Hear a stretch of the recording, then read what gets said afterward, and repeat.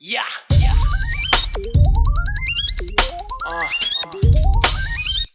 Hey yo, man, it's your time. And fuck poverty. Get this money, man. What's up, everybody? Welcome to the Phil and Leroy Judgmental Podcast. What's up, everybody? This your boy Phil back in the house. And I'm Leroy. So, we live today. We normally be recorded. This is our first guest in a while since, like, your brother, right? Yeah. Yeah, so why don't you go over there and introduce him? I'll introduce myself. This is the Daily American. I got the Daily American podcast. My name's Dan Cianci.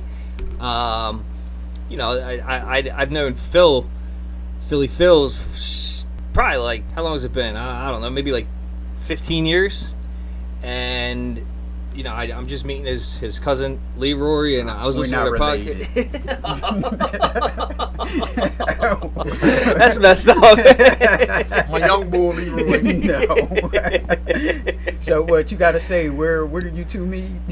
Yeah, so I guess in 2010 I got off active duty, and Sergeant Mott was there, and I didn't get along with many people in the National, or not. I got along with them in the National Guard, but only a few I could like vibe with.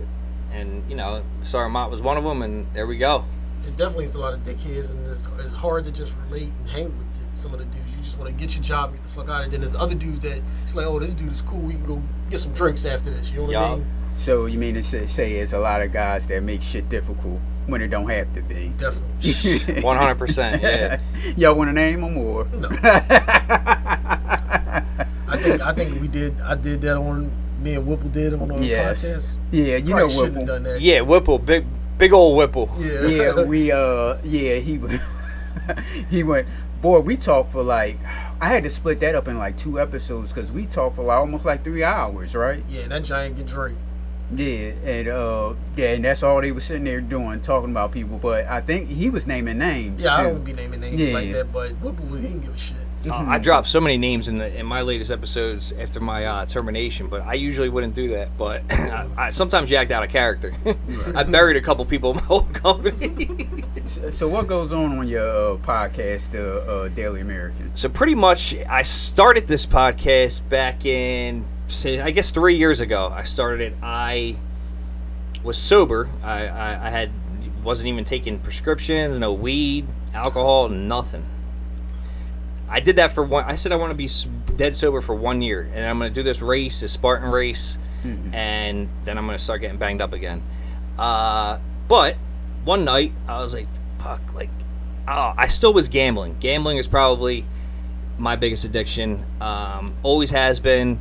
How'd you start gambling? So back, how I started, we would play cards in the house.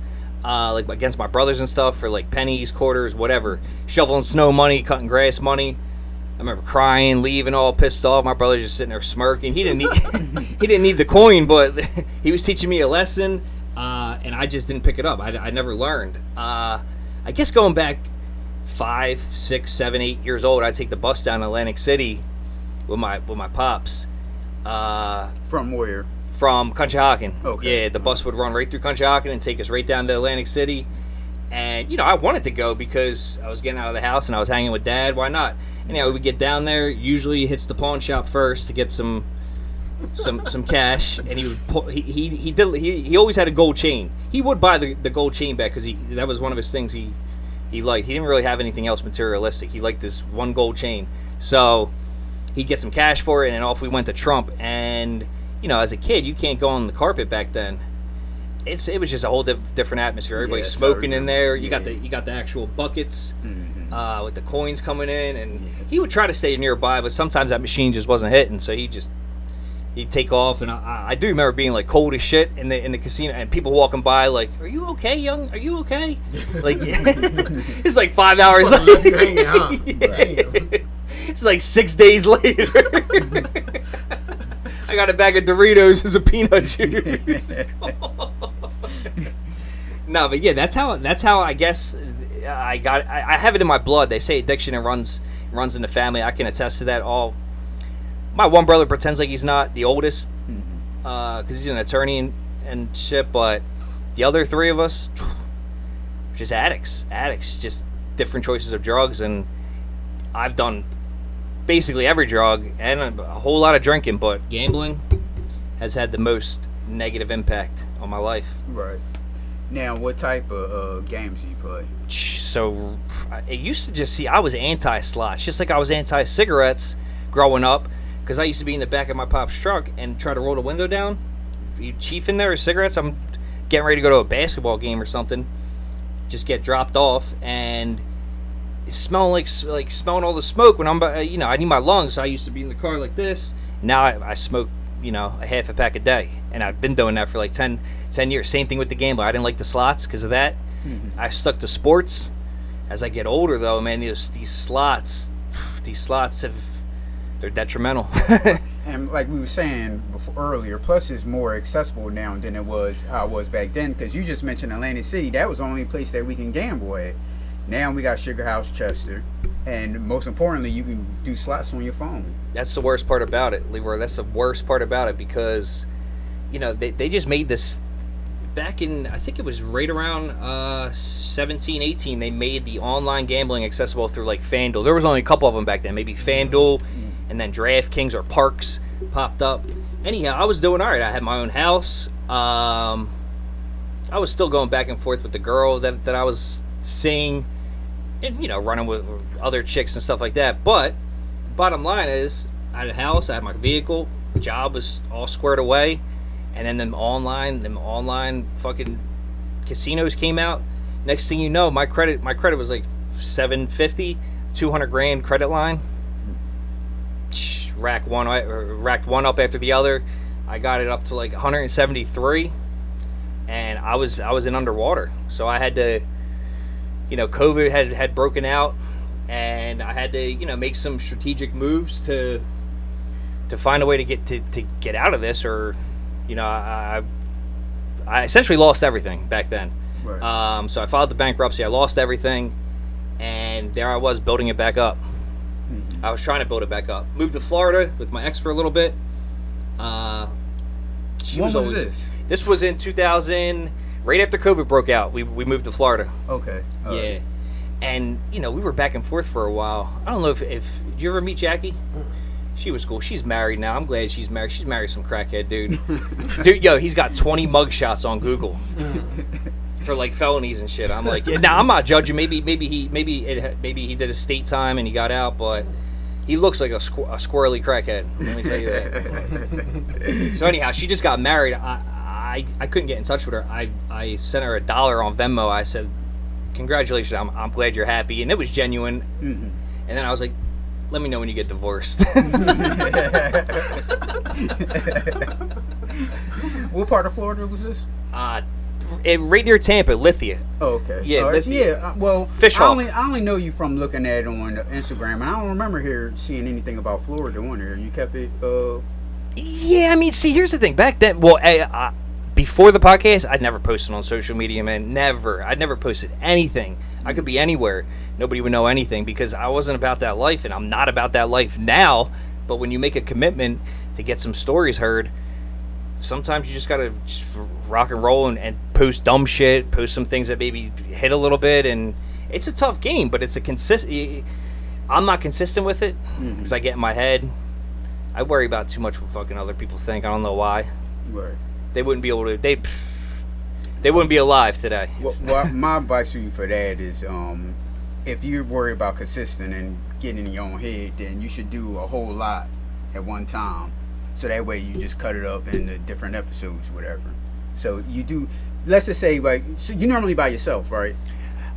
Well, no, not necessarily. Sometimes when I'm being lazy, I'm by myself. I'm just by myself. To tell you the truth, when I'm being lazy, I'm just by myself. The episodes are probably boring, but recordings. I have 5 set up on that Calendly nonsense. I started a Calendly. 5 people set up.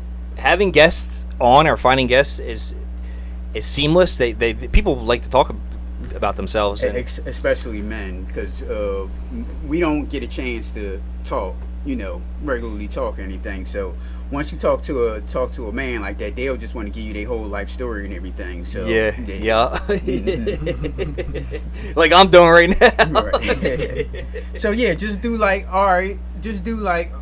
do an interview, and then just do something by yourself. So that's 2 episodes. Now that you 2 weeks, you don't have to do anything. Yeah. That's maybe I will do that. You know what it is? It's more so the other stuff, because people don't just want to see. If I did this in the beginning, I was just posting podcast shit. People don't just want to see podcast shit. First of all, a lot of people don't even listen to podcasts. So it doesn't matter how much they like you, how much they follow you on Instagram, how much they engage with your stuff. Yeah. They just don't like podcasts, and I happen to be one of them. I never listen to podcasts. Mm-hmm. I don't. I listened to your guys a couple times, but not like through and through. It's not something that I was ever interested in. Right. So it's like they want to see the other stuff. Like they want to see like you know, whatever, playing basketball or like drinking with your boys or like doing. They just don't, I think the people usually want to see like behind the scenes type shit. Mm-hmm. But that's just my opinion. Who knows? No, you're right. It's almost like, do you want to read a book or do you want to watch a movie? You know what I mean? Or people rather just sit on their ass and watch a movie than read a book. So would you rather watch a movie or read a book? I used to read a lot. I don't read no more now. I watch movies. So there you go. What's the best book you ever read? I'll tell you my favorite book. Your favorite book? My favorite book is The Long Walk by Stephen King. It's fiction? Yeah. It's about this town. This town is like, I guess they poor, but every year they pick kids that's if you turn 18, you can sign up for the Long Walk. So the Long Walk is they have like rows of kids on both sides of the street.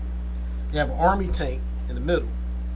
And the kid that walks the longest, they walk through different towns, all this shit. The kids that make it to the end get like all these riches and shit. Fucking all this money, ain't gotta work again, all this shit.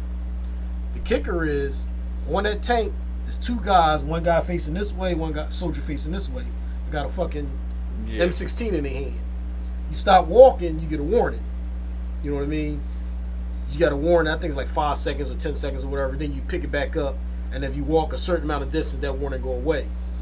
Okay. But if you get 3 warnings, they blow your fucking head off. Like, what was that other game? That Asian movie? Battle Royale? Nah, not Battle Royale. The other one, something game. They were all in like a prison, basically. And you talking about the one that blew up? Yeah, at the end, no, I don't mean blow up. Oh, blew up, yeah. Everybody started watching. Yeah. On Netflix, the show, the TV show you talking about? Yeah. What was it called? Oh my goodness. It was something games, right? No, I don't think it had games in it. I'm thinking Hunger Games, but no, I know the game. Yeah, I know what you're talking about. Yeah. It was like that kind of. It seems like that a little bit. Because when he was describing it, I just automatically thought about the Hunger Games when you were just breaking down the whole story. Because I'm like, well, what came out first? I know Battle Royale. Hunger Games is like a remix of Battle Royale. Battle Royale is like a Korean movie. Mm-hmm. Okay. And it was pretty much the same scenario as you can work with. I think it's like 3 or 4 of them. But if you get a chance, watch the first one. Okay. Watch the first Battle Royale. It's almost like it's what Hunger Games took from. So I'm like wondering, like, what came first, that book or these 2 movies? Probably the book. Yeah, I would think so too. Yeah, because the way you was describing it made me think about the Hunger Games. Yeah, well, you don't have to sign up. It's up to you if you want to sign up. But once you sign up, you're signed up. Right. You know what I mean? And you just start walking. So they kind of like follow like certain characters in the story. They tell you like what's going on with this guy's life, and then he might see his buddy slack. Yo, pick it up. Come on, let's go, like that. You know what I mean? And it kind of like cliffhanger at the end. Oh, it was my favorite book, and it stuck with me, and I read it twice. Yeah. I usually don't read like thick books. It had a little weight on it. You know what I mean? I've only read a couple of books, and yes, I probably wish I kept reading, but it's tough for me to just sit there and focus on a book. Well, this is when I back when I first joined Job Corps. Job Corps is kind of like the Army setup, where you got the dorms, you go to training all day, and then you come back. We didn't have all the technology you have now. We didn't have TVs and shit. Like, you had one TV in the day room, but I think at 9 o'clock they shut the day room down. So now you're at your bunk. What you gonna do? You gonna pick up a book? We didn't have phones. You stay overnight in Job Corps? Yeah. Damn, they have 2 different ones. Okay. So they have the one you go to like school every day. You come home. Like they had one in Philly. I don't know if they still have it or not. I don't think so. Yes. Well, you come home. You can come home. The one I went to Virginia in fucking woods, middle of nowhere. So you don't come home. You stay there. So 1 week you go to school. The next week you go to your trade, and you just keep doing that until you complete one or the other. Then once you complete both, then you have to go through driver's training. You know what I mean? You go through driver's training, you get your license. Then once you complete everything, they send 2 people on a job, so you complete. Now you're waiting for somebody else in that field to complete out every 3. Once he get everything complete, then they link y'all up. Y'all 2 is going on a job. It can be anywhere, fucking in Kentucky. As soon as you get there, Oh, they ship you out across the states. They can send you anywhere. The job is already yours. Like, you don't got to go there and fill out no app and none of this shit. There's going to be a construction site that you're already hired for. They know you coming. They're going to make sure y'all have a car, and they're going to make sure you have an apartment when you get there. So you're not going around looking for this shit. As soon as you get there, this is y'all crib, this is y'all car, like that type shit. You know what I mean? So it's kind of decent for young people that don't have shit going on. That's true. Like, this was like fucking when I was like 17. And I went for brick mason, you know what I mean? So I just had to wait for another mason to come along. He came along, and they linked us up, and they sent us in. It was a small-ass little hick town called Coburn, Virginia. It was Coburn? No. Coburn is where Job Corps was at. What the fuck was it called? It was another little town, because Job Corps was in Virginia. They got us a job in Virginia, too. You know what I mean? But it was another little small town. And as soon as we went to the website, they was like, so you're my 2 guys. Hey, all right, they would have piled the bricks, get to work, you know what I mean? So like that. And the old heads, they sit back drinking beer, listen to sports radio. All the young guys do most of the work. You know how it is, you know what I mean? All right, so what happens when the job is done? They ship you to another one? You're part of that company. Oh, okay. So that company's going to keep jobs. They're going to keep that money rolling. They're always building shit in that city or wherever you go. You know what I mean? Oh, okay. So, I thought that was like the Job Corps. You work with them, but you were getting paid through the Job Corps. Well, Job Corps pay you, but they give you pennies. So they give you, let's say they give you, I think it was like $25 every 2 weeks. That's your spending money. Yeah. So you can buy honey buns and fucking. It's almost like a per diem. PX pretty shit. much. Yeah, PX shit. You buy that little bit of shit like that. You know what I mean? And you're accumulating money while you're there. Right. So if you complete Job Corps, there's money at the end of it. As long as you've been there, that they piled up for you. So that way they don't see you on the job broke. Right. So you might have, let's say if you was there for a year, you might have, I don't know, $5,000 or something like that in the bank waiting for you. But you can't get it until you complete everything. But that's what it is. It's probably, depending on how long you is, the more money you have to end. Right. So when I was in Job Corps, they had a program called the Fire Team. But you had to be like one of the elite guys there, like physical-wise. You had to be able to run a certain amount, carry a certain amount. You had to be excelling in all your trade and in school. You had to do, like, all these steps you had to be fucking above average in to join the fire team. Once you join the fire team, they give you fire gear. You go through some small training and shit. And then when the alarm go off, if you're on the fire team, throw your gear on, get out to the main building, because there's going to be some buses to pick you up. You're going out, you're putting out forest fires. Right. So I was like, oh shit, I need to do that. So then that's when I started fucking. Some people in Job Corps, they don't want to complete Job Corps, because once you complete Job Corps, you don't have that back and forth thing. They'll tell you, once you complete Job Corps, if you want, you can become permanent fire team member. And that's all you do is putting out forest fires. You know what I mean? And they pay you fucking good money. Like I said, I was like 17 years old. I was fucking, at that time, making probably more than I'm making now. You know what I mean? And that's crazy. You know what I mean? That's like fucking 30 years ago. You know what I mean? But that's what they do. So I was doing a fire team, and I was doing that shit too. Man, I was killing it. Let me ask you something. The fire team, are these forest firefighters just? Do they all go through Job Corps or just? No, Okay. So they always need people on the fire team. Gotcha. They have full timers. That's what they do, but they still don't have enough. And by me doing that, that's when I saw, like, when you watch the news in the summer, you always see these forest fires and shit. I swear to God that these guys are starting these fires. Yeah.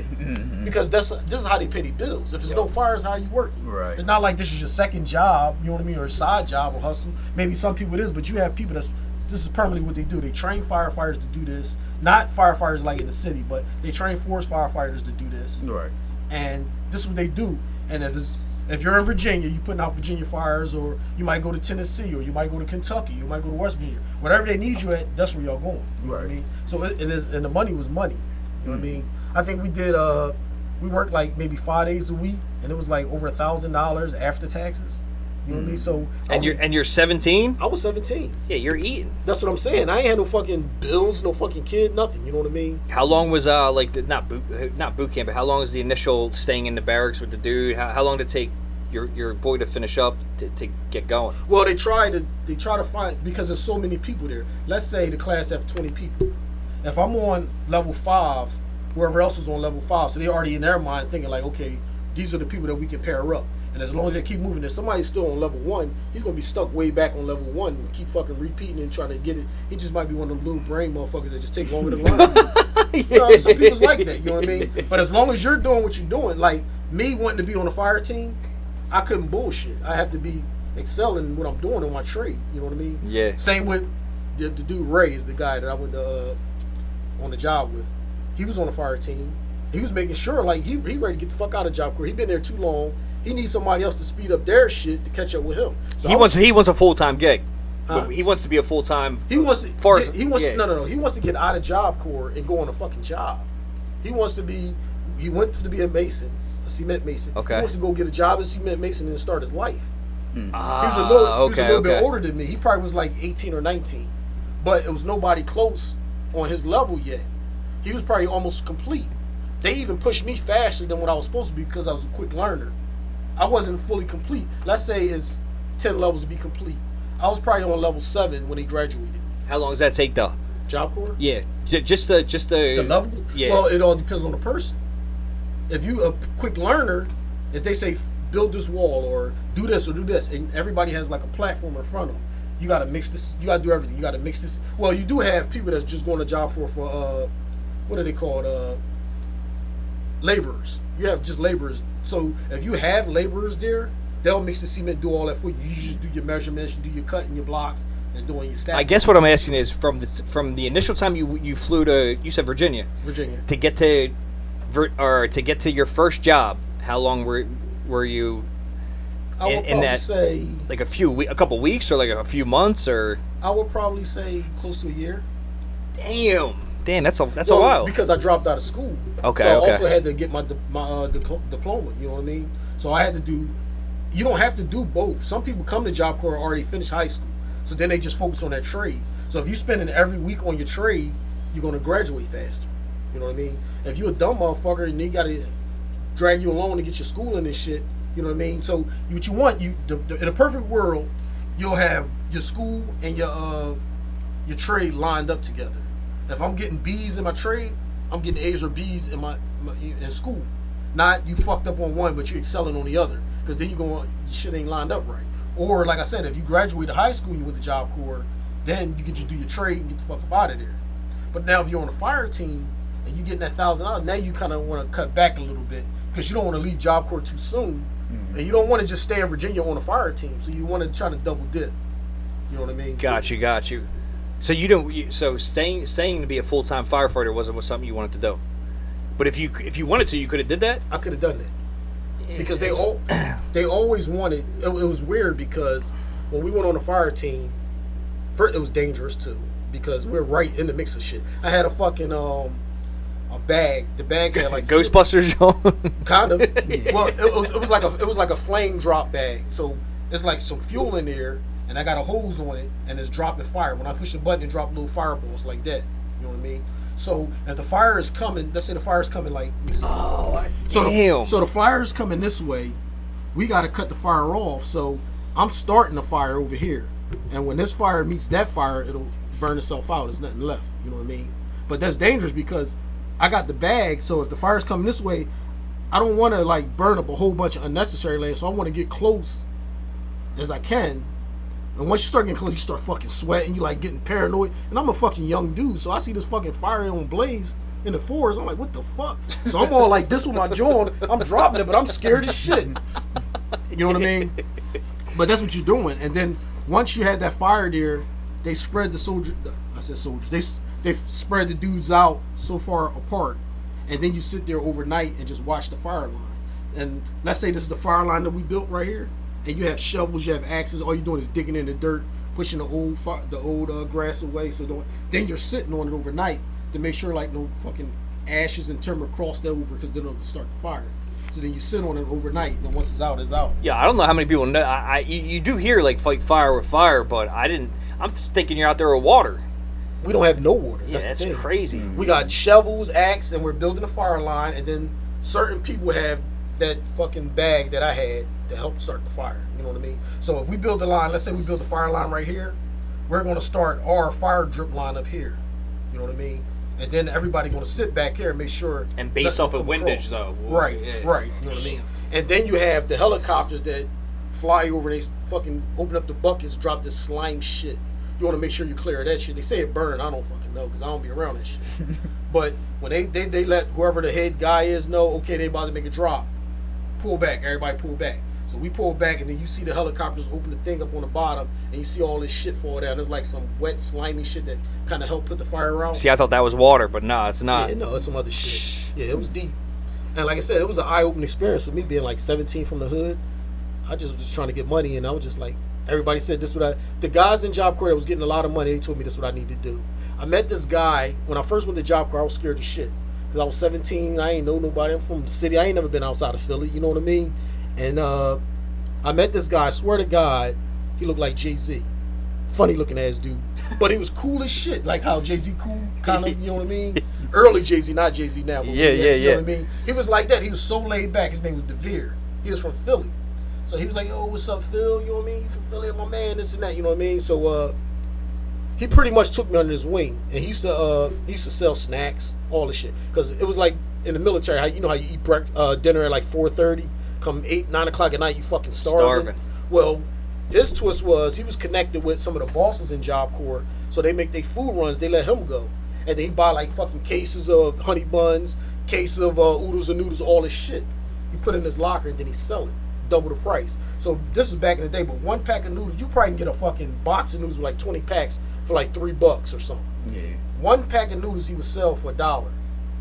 And if you be like, man, I ain't got it, don't worry about it. I'll put you down for $1.25. You know what I mean? Here you go.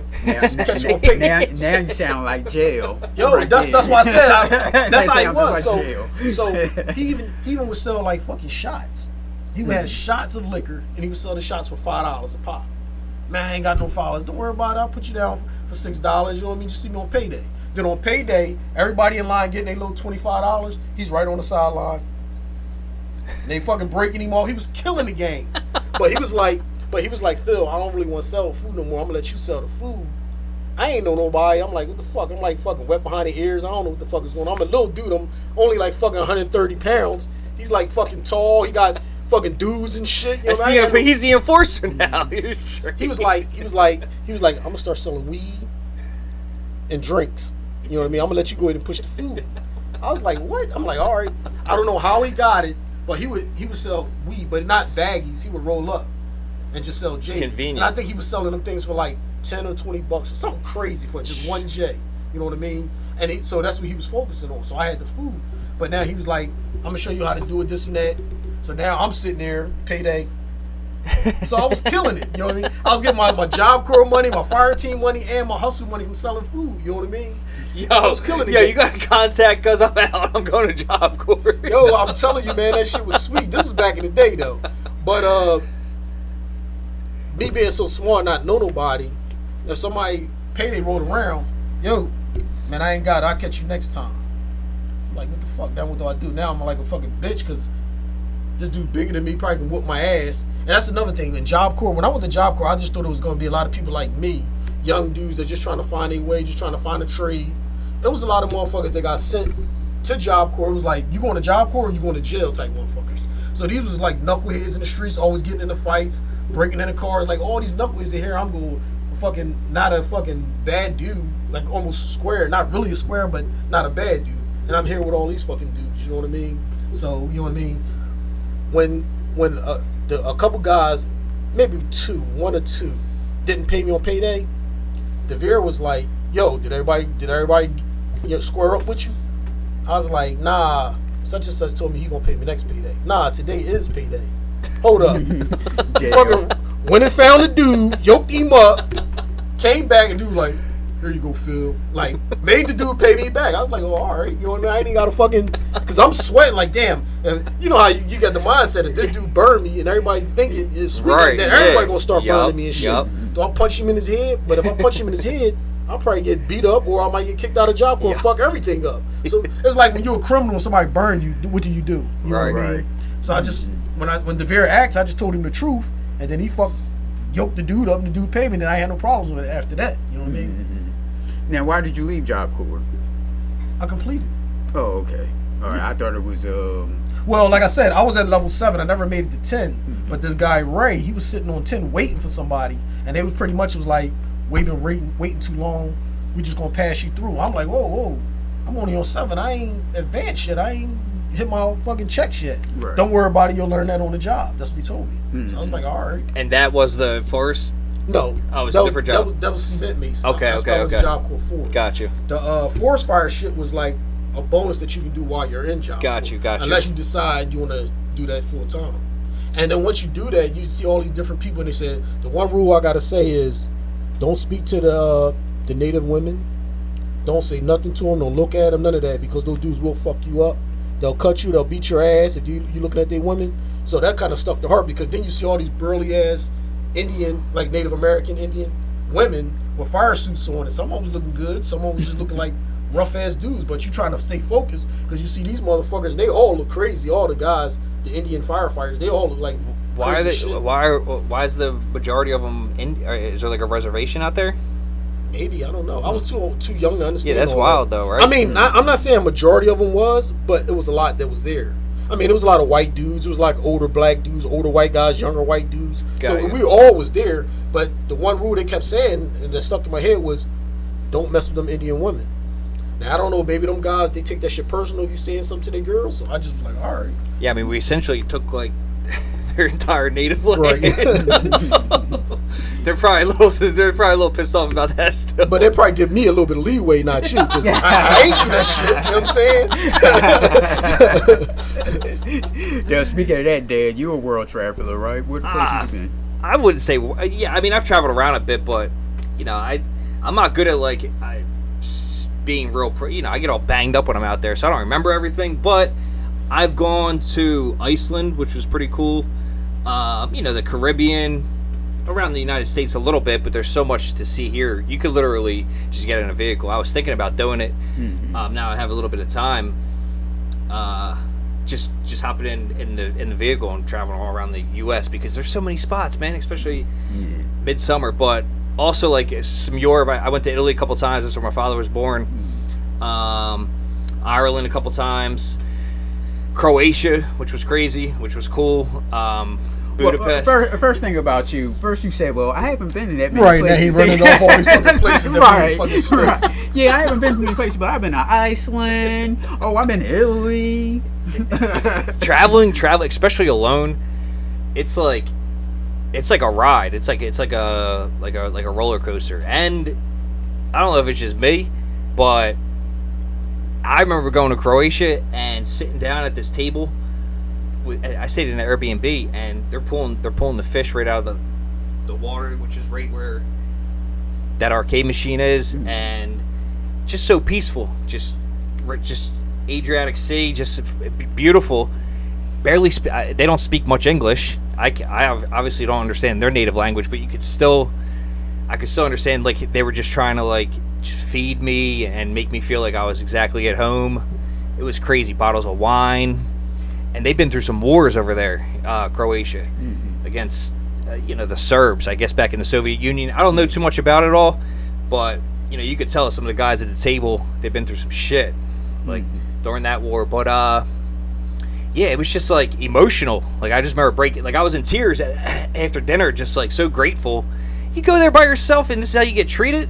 These people don't know me, But I guess they could sense that, I'm an alright dude, and I would do the same if they were at my place, So it's cool. It's cool traveling around, and then like obviously getting banged up and doing dumb shit, and luckily I got I got in a fight out in freaking Croatia. I thought I was fighting against the Serbs. My Uber driver was Croatian. He's cool as shit. He was a carpenter, and he took me out on his boat and stuff, his speedboat around the islands. What's that dude with long hair? Jared Leto, one of his islands was right there. Does all sorts of weird shit on there. He said, like, we drove right by it. Like, that dude's like a weirdo. Yeah. All sorts of like seances and shit I hear. But anyhow, besides that, the fight. So I got in a little scuffle. I was all banged up at this club. So many people. Pops charm, but this chain I only had one. Gets ripped off in the fight. Then the charm falls out. I stayed at that place I slept there. I slept there on the bench at that place because I wasn't leaving without the truck. I got the chain. Right. Yeah, I was digging through like all the drains and shit. I don't know. It could have been shit in there. Whatever. I wasn't leaving. I woke up the next day, gave me some water because like the cleaning people were there and shit. I go shower. My Uber driver picks me up. He's like, man, that thing's gone. I wouldn't even worry about it. I was like, nah, I'll get it back. I'm not leaving this country until I get it back. I even told him. And then I prayed about it. I knew it was coming. I know I was going to get it. I go back that day. He takes me. No luck, but I left my name, my number. I said, I'll pay whoever, if somebody finds it. I know somebody had it that was there, and they know each other, you know what I mean? Whatever. So 3 days later, I get like a Facebook message from this girl, and she said she had it. She wasn't expecting any money or anything. I obviously gave her like a big tip for whoever had it. Right. And I got it back, but, just dumb shit like that. What's your favorite place? That I've been to ever? Probably... See, I like peace and quiet when I'm traveling. I would say... You know what? I don't even think... You know what the true answer is, Leroy? It doesn't matter where you are when it comes to your mindset and your heart and your happiness, right? Like, I could be here. I'm happier here today after, gambling away basically everything than I was when I had tons of money just chilling, and I could have gone anywhere in the world. Right. And it's just like the way it is, I think, sometimes. Like, I don't think being at one place is like, that place is the best place I've ever been. I think it's like a combination of everything. If I had to think back to my happiest moment, I don't know, but there's some cool places, and Croatia probably tops them all because there was, a lot of peace in like the countryside. Right. Yeah. Mm-hmm. Adriatic Sea is beautiful, except don't get baptized. My Uber driver on his boat. That's what he called it, because I'm not a big swimmer. So he every time we would just park the boat and jump in. It's very, I don't know if it's soluble or insoluble, but whatever makes you naturally float. So it's either really salty or not salty. I don't know which one, but I think it's not salty at all, and it naturally makes you float to the surface. So you don't really got to be that good of a swimmer. Right. So he parks the boat probably like a football field, 100 yards. What's that? 300 meters away from the land, basically. So he's like, "Come on, we'll swim over here." I'm like, "All right." Like, I'm not a good swimmer. I could probably make this though. So made it to the land. On the way back, this dude just like dives in like he's a fish. There's like rocks right there, like he. Perfect. And I'm like, I'm walking. Well, that was a bad idea because he told me about these little sea urchins. I'll show you pictures later, but basically they had like these porcupines all on these rocks. Mm-hmm. And they're not like, it's not like they're like a pricker bush but stronger, and they're in there. Like, they go all the way in. So they're like the pricker bushes, but they go underneath your skin completely where you got to dig them out. Oh shit. Yeah, so I basically slipped on a rock trying to swim. I slipped on a rock. I was still standing, and then I just dove. I dove directly into more of those little urchins. Made it back to the boat. Your hands. He was like, "Yeah, you got baptized. Like, you're officially one of us." Like, so that's what he told me. He was laughing and cracking up. My hands are like, "Yo, are you sure this is alright?" My hands are all swelling up and shit. Was it hurting? Oh, painful. It's all in the nerves. But it was alright. His mother was actually digging some of them out. I got a video of it, digging them out, but she couldn't get them all. The last one came out probably like 6 months after I got back. Eventually it stopped hurting, but you could still tell something's in there because of the nerves. Right. I'll show you guys pictures. It was vicious, but don't do that. Well, see, I don't know if I would even swim. I don't like swimming either because I never did growing up, so I'm not comfortable. Right. You a swimmer? Not really. No. I can get by. I almost died a couple times. I don't fuck around. Army shit. When we graduated boot camp, we had like a little 2-day pass or whatever, you know what I mean? And so we was like, "Oh, get a hotel and shit." We got chicks all at the hotel. Everybody's there, you know what I mean, chilling and shit. I'm at the edge of the pool like this. We all drinking and shit, and I'm a bullshit swimmer, so I'm at the edge of the pool, but I'm drunk.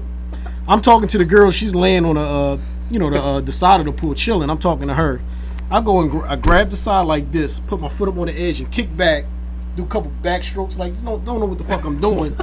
Now, see, I'm thinking you was gonna say I was on the edge of the pool and I wanted to get up out the pool, but I wish I would have did that. You want to try to show off and and don't know what the fuck I'm doing. Next thing I know, I'm thinking that you was gonna say, yeah, I slipped. I was trying to get up and get out the pool and I slipped and fell. I'm in the deep end after I did this a couple times. And I'm like, oh shit. You know what So I mean? you're not really a swimmer. You on the deep end of the pool, try to show off. And there's other Joes all out there swimming, having a good time. And I sink like a rock. So I'm under the fucking bottom of the pool. I'm like, fuck, you know what I mean? And I'm too far to get to the edge. I don't know what the fuck was going on. Panic sets in. Yeah, exactly. So I'm like struggling and shit, you know what I mean, in the bottom of the pool. So I'm like, what the fuck I'm gonna do? All I'm thinking in my head is, all right, I'm gonna fucking spring with all my strength as I can. I'm gonna spring up. Now, do I spring up? This is what I was thinking. Do I spring up and just get a good breath of air to get my shit going? Or do I scream help once I break the water?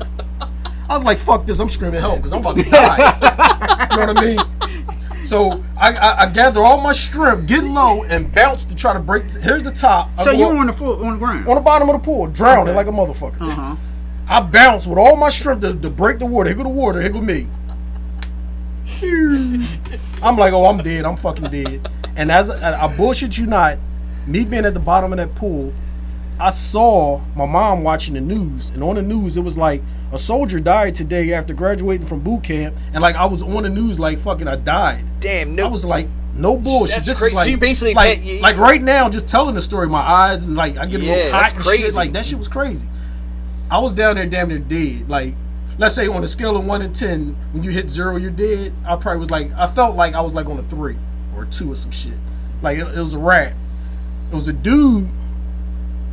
I didn't know him, but he was another Joe that was there partying with us. He was like, I was on the side of the pool, and I'm like, what the fuck is he doing down there?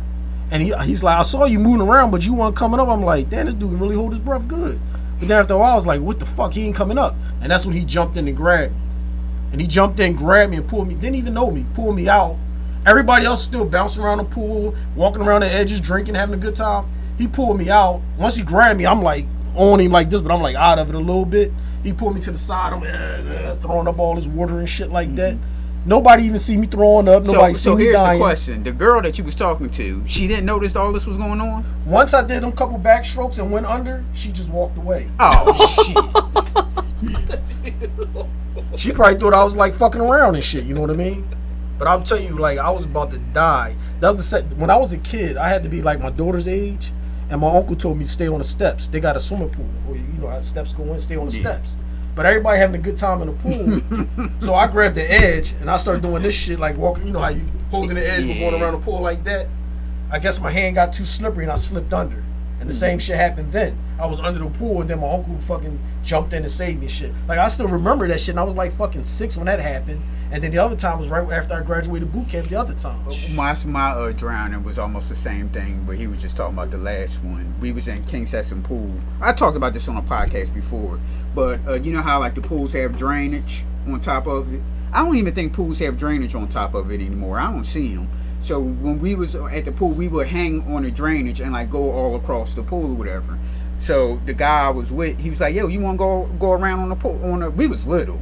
I had to be around about. We was in camp, so I had to be about 7, 8, maybe younger than that. But he was like, "You want to go around?" He was the same age as I was too. So he's like, "You want to go around the pool with it? Go around the pool?" I said, "Yeah." So we all going around the pool, whatever. So we get on the deep end, and this girl jumps. She's on top. She jumps. She didn't notice we was there. So she like kneed me in my head. Damn. And I flew back like this. I flew back, and I'm like trying to grab the drain or whatever. I was way too far. She just swam off and didn't see me.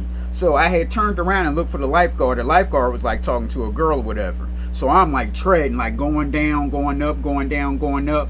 And the guy, he didn't see me when the girl hit me. So as all that stuff was going on, he kept going. So I guess he looked and seen like, well, where is he at? And he looked and seen like I was like damn near ready to drown or whatever. He came back over and grabbed my hand and pulled me over. Yeah, I'll never forget that too. But that like so scared me because I'm like looking around, like looking at the lifeguard. He talking to somebody. I'm getting water in my lungs and all that stuff. The girl, she done swam off over or whatever. I'm like, oh man, this is it. And just so happened, my last time my hand was up like that, he had grabbed my hand and had pushed me over. If everybody was on the same drinking level I was on, I probably would have died that night. But my man was paying attention. He saw me down there and shit and fucking saved me. This was at nighttime? No. This was probably like, I don't know, 4 o'clock in the afternoon. It's funny. Bodies of water will really like, will show you. Like my brother, I would think he's not scared of nothing. Marine, you know what I mean? But yeah, water. This guy is like, it's ridiculous. Like he's like, it's like a baby. It still till this day, like he doesn't mess around with any sort of water. So we went to Costa Rica. I went there recently. That's a beautiful spot too. Beautiful. Real quick, monkeys up in the trees. We had like these like not tree houses, but I guess little like villas right there, and all these monkeys and shit. At nighttime, I'd smoke a cigarette. Him and I would be chopping it up, like talking, just like this. Monkeys start tossing shit right at us. Like you just hear these little fucking little bombs of shit just dropping right like they, telling us basically to shut the fuck up. Like we're trying to get some sleep. Right. It's kind of crazy how smart they are to throw things at like they do a lot more smarter things. Anyhow, we were we went out snorkeling and my brother was all hammered at first. He's like, yeah man, I'll be all right. Life vest. We had our life vests. All you got to do is basically float and like look down and kind of swim. You're not going to drown because you got your life vest. Right. Man, this guy, as soon as he gets in the water, he just panics so bad. It's like he's a whole different. Now, did you have an attendant with you? Or yeah. Okay. Well, they're not really like attendants. The guy that I was with out in Croatia when I jumped in the water, I had faith this motherfucker knew what he was doing. Like I don't think he wasn't just some Uber driver. This dude was he knew everything about every weapon. He was a badass, and spoke completely proper English. I think he was some sort of like Green Beret or some shit, or Marine recon. He did have a Marine keychain, which made no sense. He said, "Oh, somebody gave that to me." Like I think it was bullshitting, and he couldn't really tell me what he did. But regardless, I had faith that if he's riding a speedboat like this and whipping it like this all fast and shit, like he knows what he's doing out here in the water. These guys, we were like. On the way out to snorkeling. Oh, okay. Right. They're just guys that are locals that just know a little bit about swimming. But anyhow, my brother, you never see somebody so terrified, man, before. Like, you would never see it anywhere else, but you get that man near water, it's over. Mm-hmm. The fear comes over him quick. Mm-hmm. And it's interesting to me, but... My daughter, when she was 2, she just learned to walk. And I put the big pool up in the backyard. It's probably like fucking... You seen when I had the pool up. I didn't put it up this year. Usually, somebody told us the best way when you have an outdoor pool is to always take it down. Don't leave it up. Because when you leave it up. All right, we'll finish the conversation on part 2 with Dan Cianci. You can reach the Judgementals on Facebook, TikTok, Twitter, and subscribe to our YouTube at pnljudgementals, Instagram at the_judgementals, or you can email us at pnljudgementals@gmail.com. So alright, y'all, have a good one. Most of y'all is associates, so I be on my dolo. Hold up, woke that, whoa, hold the phone. You think all I do is rap? I can do it on my own. That's why I produce the track. Don't wonder where my crew is at.